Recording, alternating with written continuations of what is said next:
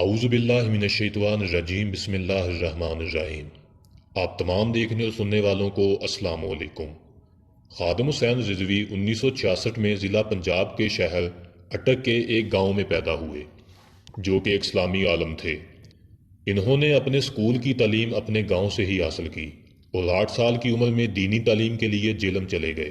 انہوں نے وہاں سے قرآن پاک حفظ کیا۔ 1980 میں لاہور کے جامعہ نظامیہ رضویہ سے درس نظامی کی تعلیم حاصل کی۔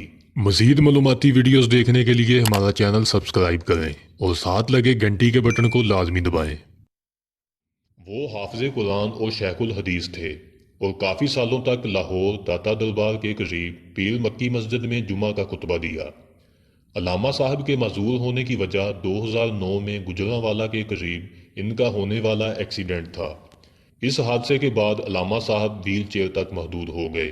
اس معذوری کے باوجود بھی انہوں نے ختم نبوت کے مجاہد بن کر دین کا کام کیا۔ جب ممتاز حسین قادری شہید نے گورنر آف پنجاب سلمان تحصیل کو توہین رسالت پر قتل کیا تو علامہ صاحب نے ممتاز قادری کی کھلی حمایت کا مظاہرہ کیا۔ وہ اپنے جسمانی حالات کے باوجود سب سے زیادہ سفر کرنے والے عالم میں سے ایک تھے۔ وہ اپنی زندگی میں کئی دینی مدارس کے نگہبان رہے۔